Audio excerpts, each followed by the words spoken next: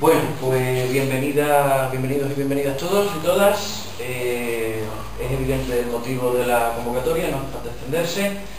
Y yo lo que sí quiero es agradecer muy especialmente a Candela que se haya animado a venir a contarnos de por qué tiene especial sentido reunirse 81 años más tarde, ¿me equivoco? 81 años, ¿no? 81 años más tarde a conmemorar nuestra Segunda República. Candela. Bueno, hola, ¿qué tal a todos? Muchas gracias por venir, sobre todo por venir. Pues nada, yo soy Candela Chávez Rodríguez, soy técnica de investigación de Historia de la Universidad de Extremadura, y aunque yo estoy desarrollando mi tesis sobre la represión judicial y los consejos de guerra que se dictaron durante el franquismo, bueno, desde 1937 hasta el 50 en la provincia de Badajoz, me dijo Mauricio que si quería dar una charla sobre el significado de la Segunda República, y dije, bueno, me parece muy bien, ¿y por qué no? Así que ya me lanzo. Bueno, todos sabemos que el 14 de abril de 1931 se proclamó la Segunda República, pero claro, el problema es que a lo mejor sí que lo sabe la gente, pero no todo el mundo, es por qué se proclamó, qué significó, qué momentos se vivieron en días previos y días posteriores, etc. Y sobre todo, cuáles fueron las grandes medidas que se impusieron durante la Segunda República y que hoy en día nosotros seguimos manteniendo como si fuera algo natural, pero que en esa época fueron hitos históricos. El 14 de abril de 1931 se termina de recontar, bueno, en esa noche se termina de hacer un recuento de las elecciones que se habían dado el 12 de abril y sale por mayoría ganadora en casi todas las capitales de provincias de España, en 41 de las 50, sale por mayoría lo que eran las coaliciones republicanos socialistas. No así en las zonas rurales, que como todos sabemos imperaba el orden pacifista y terrateniente, el poder de la Iglesia era absoluto y por lo tanto, tanto en púlpitos como cuando el cura iba a las casas, bueno, pues también se imponía una doctrina, la doctrina sobre todo católica, a favor del poder en ese momento, que entre una monarquía, con la vista hablando de Berenguer, pero una monarquía de Alfonso XIII, sí que estaba sobre todo gestionado por la oligarquía conservadora. Bueno, pues aunque no triunfan los grupos republicanos con esas elecciones en el ámbito rural, sí que triunfan en las capitales de provincia, y eso es lo importante porque ahí sí que el voto fue totalmente libre. Esto supuso que, aunque no tenían una mayoría absoluta arrolladora, pero sí consiguieron que el Consejo de Ministros que presidía Alfonso XIII, que se reunió entre el 13 y el 14, viera que había ganado de alguna forma, por decirlo de alguna forma así, de la República. Y incluso hay un suceso, y es que el Marqués de Maura, que era el hermano de Miguel de Maura, fue llamado por Alfonso XIII y le dijo: por favor, ven a casa de tu hermano y dile qué es lo que quieren hacer. O sea, con esta coalición, este comité republicano que había salido con el Pacto de San Sebastián anteriormente y que eran los triunfadores de estas elecciones que se habían dado en el 12 de abril del 31, ven a casa de tu hermano y por favor pídele a ver qué es lo que quiere. Cuando se presentó, no fue el hermano de Maura, fue el Marqués de Cañada, se presentó en casa de Maura, lo que le dijo Maura es: nosotros tenemos este comunicado y lo que queremos es que abdique el rey. Nosotros no queremos una monarquía como la que hemos tenido proveniente de la Restauración, no queríamos un sistema gobernativo como había antes de alternancia, donde con Maura, Sagasta, etcétera, donde se alternaban los partidos conservadores y liberales, por decirlo de alguna forma, y lo que queremos es imponer un Estado democrático con una Constitución y que haya una libertad a la hora de elección para el pueblo español. Cuando el Marqués de Cañada se lo retransmitió a Alfonso XIII, que en ese momento el gobierno estaba presidido de alguna forma, aunque Alfonso XIII era el monarca, así que había como una especie no de presidente, pero sí como de jefe de gobierno, que era el almirante Aznar. Pues cuando tuvieran la noticia y después de ver la cantidad de manifestaciones espontáneas que habían salido en todas las calles, cómo incluso la Guardia Real no se cuadraba ni siquiera ante los políticos que sí formaban parte de la esfera, sino que se cuadraban ante los propios republicanos y estos líderes de estos movimientos republicanos que entraron en el gobierno, pues se dieron cuenta de que no tenían otra alternativa, por decirlo de alguna forma. Había triunfado en lo que había irrumpido el pueblo español en masa dentro de la política y no tuvieron otra cosa. El rey no abdicó, sino que se fue, se cree, fue avisado por uno de sus políticos conservadores dentro del republicanismo, de políticos republicanos conservadores, le instaron a que huyese porque posiblemente, después de cómo estaba la sociedad, de la cantidad de manifestaciones y de revueltas que estaba habiendo, a lo mejor no podían garantizarle que siguiera viviendo, entonces le dijeron vete, y se fue. Y ahí, ese 14 de abril, a las 6 de la mañana, en una localidad en Eibar, se proclamó la Segunda República y de ahí ya fueron Barcelona, Madrid, y cuando se proclamó Madrid ya se formó una especie de gobierno constituyente. ¿Qué supuso esto? Pues esto lo que suponía era, por fin, derrocar un gobierno, derrocar una monarquía con un gobierno, por decirlo de alguna forma, con una dictadura de Primo de Rivera y con una dictadura de Berenguer y de Aznar, que lo único que habían hecho desde 1921, 23, cuando se da el golpe de Estado con Primo de Rivera, lo único que habían hecho era intentar tapar desastres uno detrás de otro. Es decir, ¿cuáles son los antecedentes de esta Segunda República? Alfonso XIII, el gobierno, por decirlo de alguna forma, de Alfonso XIII fue un gobierno totalmente desastroso. O sea, España vivía una situación económica paupérrima, aunque los dorados años 20 a nosotros nos tocaron mucho y ni siquiera participamos en la Primera Guerra Mundial, pero aún así teníamos una sociedad totalmente desastrosa. Las clases sociales, como por ejemplo la burguesía que había con la burguesía de Cataluña, que era muy potente, no tenían representatividad representatividad real, claro, dentro de este gobierno. Y además de esta oposición, contaba con la oposición de numerosos grupos republicanos y sociales que estaban saliendo, y además de una población, por decirlo de alguna forma, empobrecida, con un paro altísimo, porque había un paro altísimo, con un analfabetismo también muy alto, etc. Esta situación, unida a las políticas tácticas y estratégicas horrorosas que había llevado Marruecos, con el desastre anual, etc., hicieron que Alfonso XIII, viendo la inviabilidad de poder mantener el gobierno de alternancia, apoyase el golpe de Estado que dio Primo de Rivera en 1923. Con este golpe de Estado, Primo de Rivera lo que intentaba era restaurar la situación de orden que se daba, pero el desastre anual, que fue una derrota del ejército español en la guerra de Marruecos, una derrota bestial, provocó eso junto con un suceso que ocurrió en Barcelona con la Semana Trágica, que fue una revuelta por parte de la población, de los habitantes de Barcelona y de Cataluña en realidad, contra el sistema que había de intentar llevar a todos los que fueran soldados, rasos militares, todo lo que pudieran, a la guerra de Marruecos, una guerra que no tenía ningún sentido porque era entre un ejército totalmente, sin apenas armamento, con unas estructuras totalmente corrompidas, etcétera, contra una población como era la marroquí, que no dejaban de hostilizar los campamentos del ejército español. Todo eso unido a esta Semana Trágica y al desastre anual, que fue como la gota que colmó el vaso, hizo que la opinión pública criticara duramente a Alfonso XIII. Además, con este suceso anual hubo una comisión dentro del Parlamento, una comisión parlamentaria, para intentar ver qué había pasado verdaderamente, que se llamó el expediente Picasso, y uno de los que peor salían parados en ese expediente era Alfonso XIII. Poco como lo que está saliendo ahora en aquí, pues la opinión pública pedían la cabeza de Alfonso XIII. Alfonso XIII, ante esto, decidió apoyar el golpe de Estado de Primo de Rivera, y este golpe de Estado, que tampoco subsanó ninguno de los problemas que había, porque no hicieron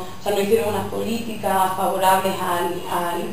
ni a los obreros dentro de otros sectores, ni siquiera a los obreros agrícolas, etc. Todo esto hizo que al final Alfonso XIII destituyera a Primo de Rivera y nombrara a otro general. Bueno, pues toda esta situación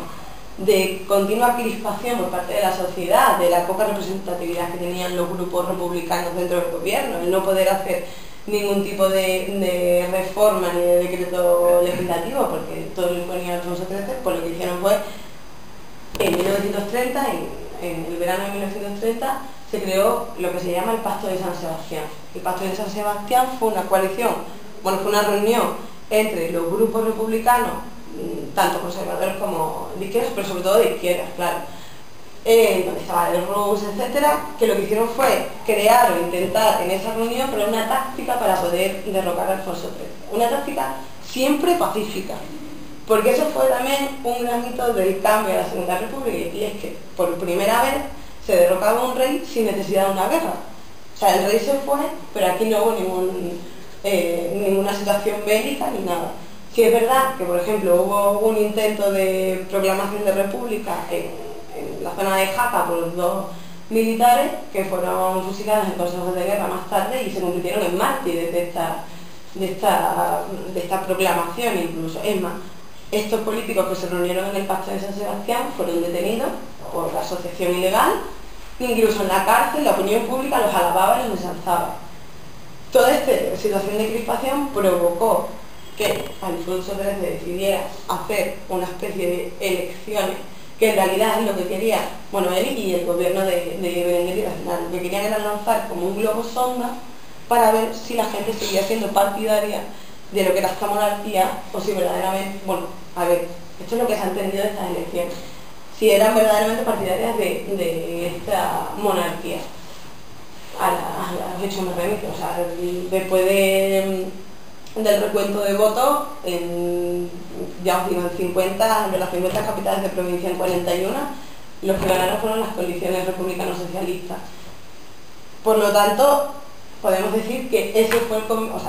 fue el hecho que,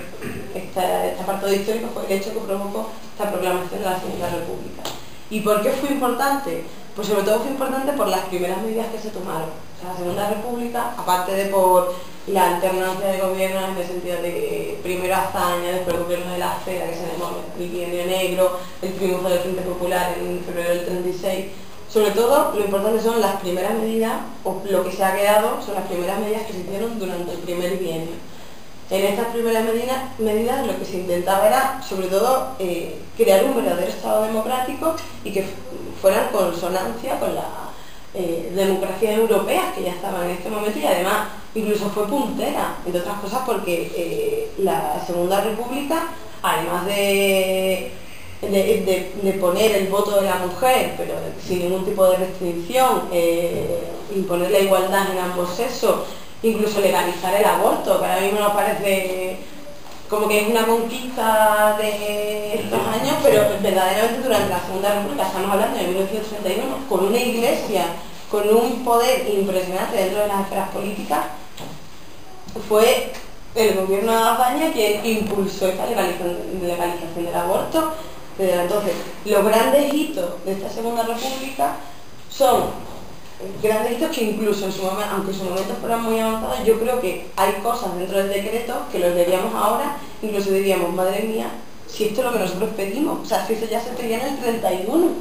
y estamos en el 2012. O sea, que poco ha cambiado la cosa, por decirlo de alguna forma, y que pena que después del golpe de Estado del 18 de julio del 36, bueno, pues España se sumiera en el feudalismo, básicamente. Los grandes problemas a los que se enfrentó el gobierno de Azaña en esta primera parte de la Segunda República y que se vieron volcados en la Constitución del 9 de diciembre del 31 fueron sobre todo el problema de la enseñanza que había en España, la reforma educativa, entre otras cosas porque había una tasa de analfabetismo superior al 30% de toda la población. O sea, era una bestialidad. O sea, no, aunque sí que había escuelas, sí que se habían creado escuelas, la mayoría estaban dirigidas por ordenanzas religiosas, etc. Entonces lo que hicieron en este primer gobierno de la Segunda República fue, primero, a partir de la separación de Iglesia y Estado, fue imponer una laicidad dentro de la enseñanza, porque pensaban que era prioritario, es decir, formar unas bases que tuvieran libertad de elegir, pero no por imposición, sino por haber creado conciencias pensantes, era una parte muy importante para luego poder seguir manteniendo regímenes democráticos. Era inviable que no se fuera de otra forma. Por lo tanto, hubo un programa de construcción de escuelas, el maestro, la figura del maestro, por fin dejó de ser ninguneada como había sido antes, como había sido sobre todo en años anteriores, y empezó a cobrar un sueldo digno, se hicieron misiones pedagógicas, se tomó base también de las enseñanzas de escuela libre, de las enseñanzas libertarias, etc. Todo esto además también no solamente en el ámbito de enseñanzas básicas y medias, sino también incluso en la universidad. Entonces todo esto fue un poco el compendio de la reforma educativa, que lo que hizo fue enemistarse indudablemente con la Iglesia, porque después sobre todo en 1932, cuando se elimina la Compañía de Jesús, ya fue la gota que colmó el vaso. Esto fue una de las primeras reformas. Una segunda sería la del problema religioso, y es que uno de los apartados que se promulgó dentro de este primer gobierno fue eliminar en 2 años, o sea, de 1931 a 1932, la cuota presupuestaria anual que se le daba a la Iglesia, que hoy en día parece que eso no es posible, pero sí es posible. O sea, ya se intentó hacer durante la Segunda República. Además de eso, bueno, pues la eliminación de compañías religiosas, la no obligatoriedad por parte de, o sea, la no obligatoriedad de la enseñanza religiosa en las escuelas,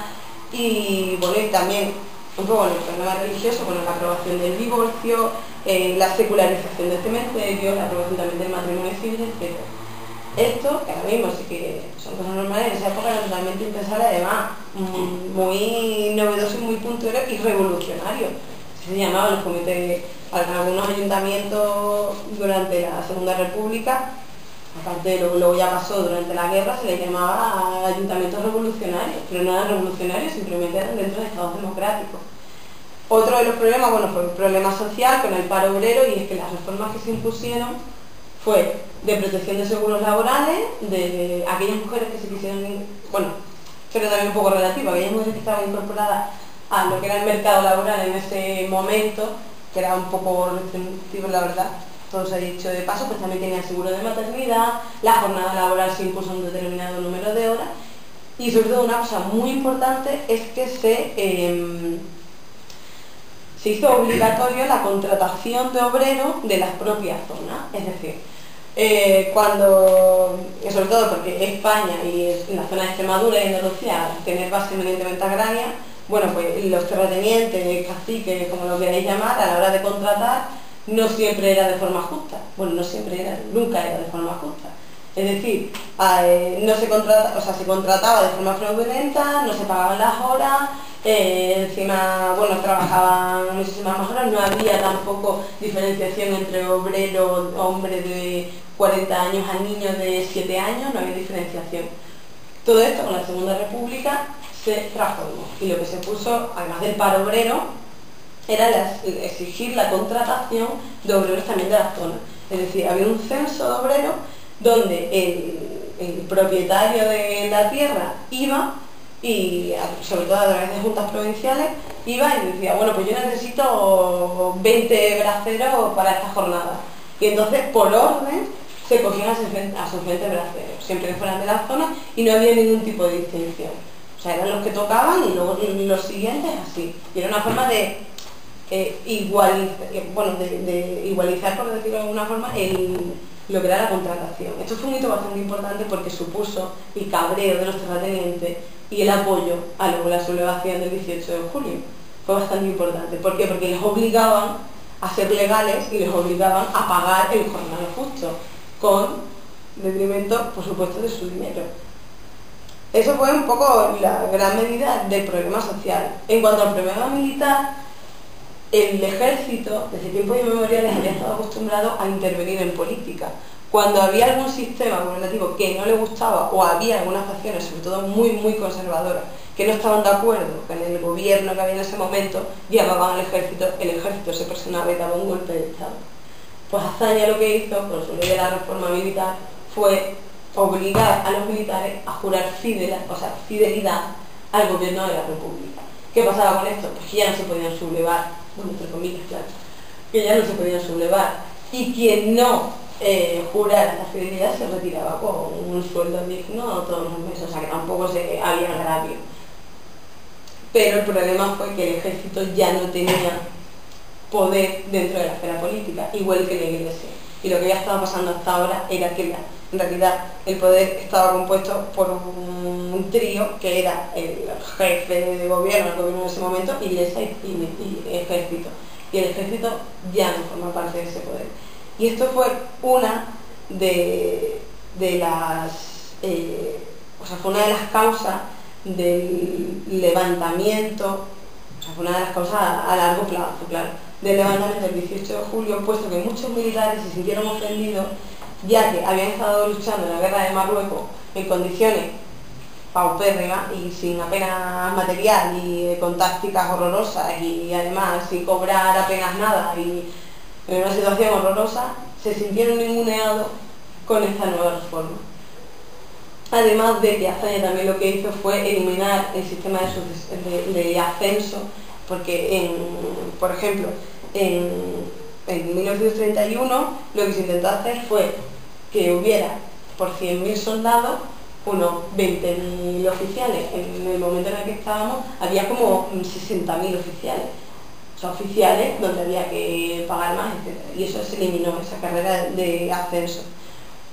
Otro de los puntos dentro de la reforma fue el problema, o sea, de las reformas que se impuso, fue el problema regional en cuanto sobre todo a los estatutos de autonomía que entraban dentro de la Constitución, en la que, por ejemplo, entraba lo que era Cataluña, el País Vasco, no tanto porque estaban más preocupados de mantener sus fueros, pero sí sobre todo en Cataluña. Es decir, cuando Macià salió al balcón, junto con Luis Companys en Barcelona, y salió al balcón y proclamó la República Catalana, del gobierno constituyente que había de las elecciones de abril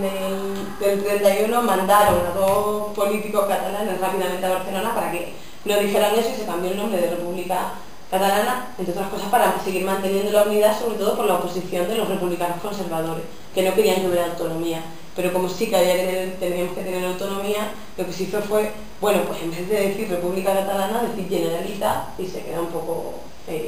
subsanado. Aparte, eso fue el gran problema regional, o sea, muy denso este tema, pero así a grosso modo. Y fundamentalmente el gran hito dentro de la reforma agraria, o sea, dentro de las políticas de la República fue sobre todo la reforma agraria. La reforma agraria fue algo que si se hubiese hecho y si hubiese tenido continuidad, hubiese marcado un antes y después dentro de la historia de España.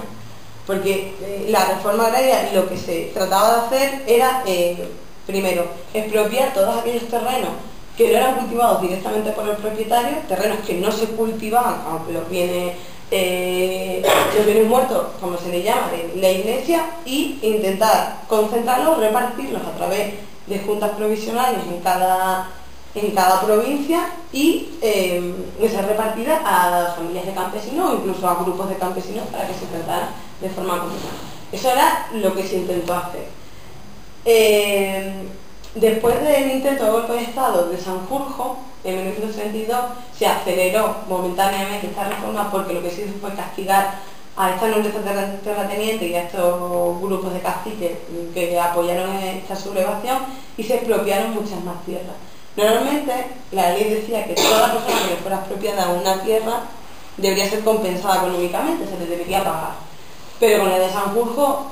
por el hecho de apoyar una sublevación en contra de un orden constitucional, lo que se hizo fue no pagarle. Y eso también fue un punto de inflexión para el apoyo de numerosos, de este grupo de terratenientes,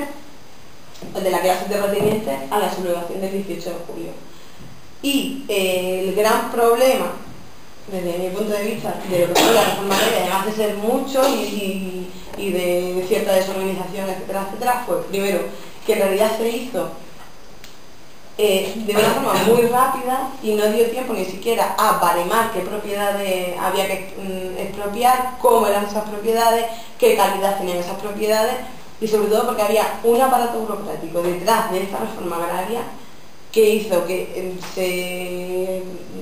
dilatase en el tiempo este reparto sobre todo de tierras para estos campesinos. Campesinos que no olvidemos vivían en una situación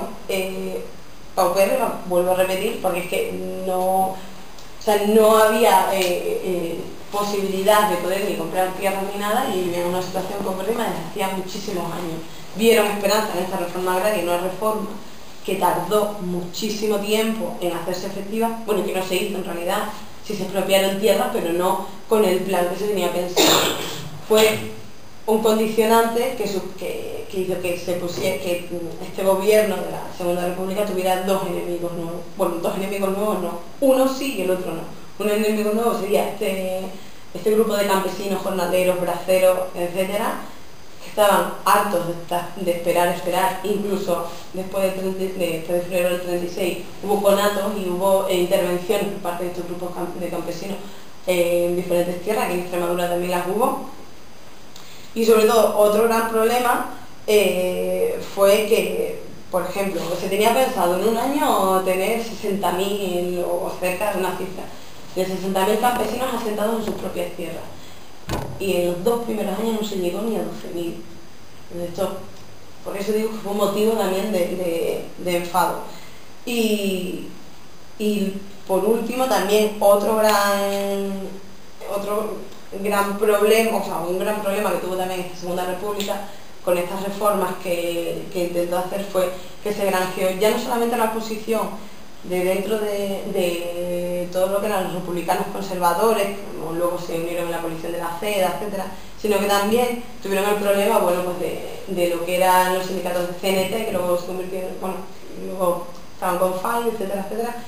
Y eso también fue un gran problema que tuvo que no solucionó el gobierno de Azaña,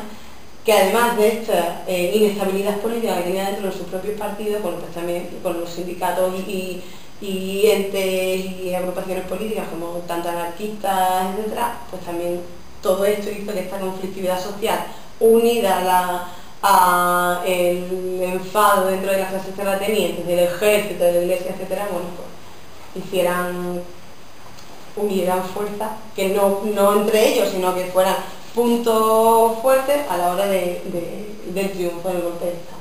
Y por eso creo que el hecho de celebrar el 14 de abril, porque también se podía celebrar el 18 o el 17 de febrero del 36, pero creo que el hecho de empezar a celebrar el 14 de abril del 31 con el triunfo de la Segunda República, no solamente por lo que significó en su momento, y no por lo que luego significó con el golpe de Estado, sino también porque creo que asentaron bases,